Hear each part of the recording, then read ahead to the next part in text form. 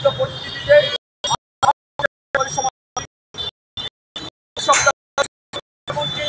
সাংবাদিকদের উপরে নির্বিচারে গুলি চালানো হয়েছে। এই সময় 4 জন সাংবাদিককে হত্যা করা হয়েছে, 200 শতাধিক সাংবাদিক গুলিবিদ্ধ হয়েছে। এ সময় অসংখ্য মানুষকে জীবনে দিতে হয়েছে। প্রতিদিন লাশের নির্যাতিত হচ্ছে জাতিকে। কোনো হত্যা, কোনো সভ্য রাষ্ট্রে কল্পনা করা যায় না। আমরা মনে করি এই অবস্থার অবসান সমাজের পক্ষ থেকে আমরা 17তম অবস্থান করছি। এক, সাংবাদিক হত্যা নির্যাতন বন্ধ করতে হবে। 2, গত 16 বছরের মধ্যে এই অধীনে 466 জন সাংবাদিকের নির্মমভাবে খুন করা হয়েছে। এসব খুনের বিচার করতে হবে। বিরোধী আন্দোলনে নিহতদের ক্ষতিপূরণ এবং আহতদের সুচিকিৎসার ব্যবস্থা করতে হবে। সাংবাদিকদের সুরক্ষা আইন করতে হবে।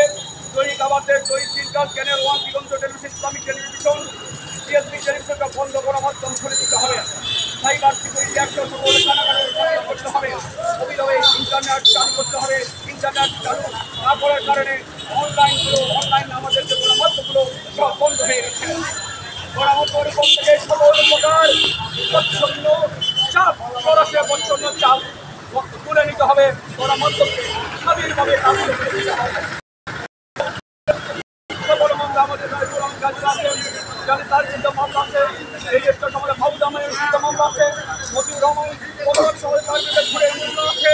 আমাদের অসংখ্য সাংবাদিকদের বিরুদ্ধে মামলা, আপনারা দৈনিক মামলা আছে, অসংখ্য সাংবাদিকদের মামলা সব তুলে নিতে হবে। গণমাধ্যমে বিজ্ঞাপন সম্বোধন করতে হবে। 2000% থেকে বিজ্ঞাপনের টাকা বন্ধ করতে হবে। অবিলম্বে শিক্ষাঙ্গন খুলে ছাত্রদের উপর বন্ধ করতে হবে। প্রতিবাদকারীদের নিরাপত্তা নিশ্চিত করতে হবে। গণহত্যা, গণগ্রেপ্তার বন্ধ করতে হবে এবং কোটাবিরোধী আন্দোলনকে কেন্দ্র করে যারা গণহত্যা চালিয়েছে তাদের ন্যায়সঙ্গত বিচার করতে হবে। মানুষের জানমালের নিরাপত্তা জীবিত স্বরাষ্ট্রমন্ত্রী তার ব্যর্থতার দাঁড়িয়ে অবিলম্বে পদত্যাগ করতে হবে। আমাদের সাংবাদিক আজকে পুরস্কার হয়েছেন এত